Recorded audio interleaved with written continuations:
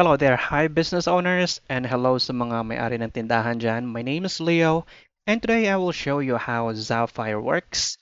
So this is the login page. Just click Authorize Access kung meron na kayong username and password. So ito na yung dashboard niya. Meron na mga items dito kasi nag-add na ako ng mga items. For example, in your case, blank pa to. You want to add your item, go to the upper right hand corner dito, just click add item, and then just put in your item. For example, mango shake, and then category drinks. And then for example, ang capital, for example lang, you can put any amount here, 50 pesos, and you're selling it for 120. For example, ang number of stocks, 100. Example lang to. So you can create your product. So ito na siya. Ayan na si mango shake. Then for example, you create another product. Ano ba? Turon. For example, turon. Category snacks. Then, for example, capital cost is maybe 10 pesos. You're selling it for 25. This is just an example. For example, 100 items and then create products. So, for example, eto na yung mga products nyo. Meron kayong maraming mango shake. So, meron kayong turon, tanduay, mango shake. So, delete natin yung isa. So, for example, meron kayong turon, tanduay, mango shake. Ito yung mga products nyo. For example, merong bumili ng isang mango shake. So, ito, i-click nyo lang record sale. Automatically, magkakalculate siya. So, for example, merong tatlong tanduay, and then record sale. That's just it. Every time may bibili, just hit record sale. For example, merong isa bumili ngayon, record sale, isang turon. After 5 minutes, merong isa naman bumili, dalawang binili niya, record sale. That's just it. And then on the left-hand side, go to the dashboard.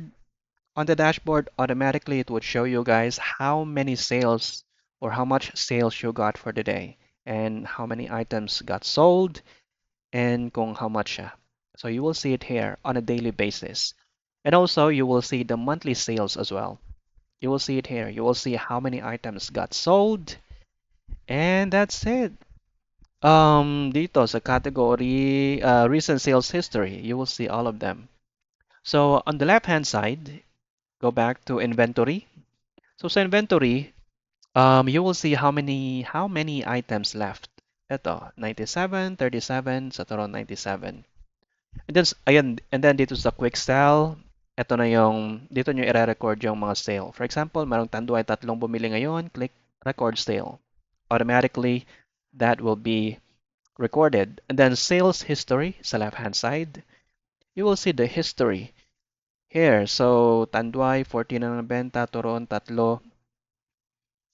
Yan siya. So, for example, dito sa, you can choose a specific date. So, for example, today is the 18th month, diba?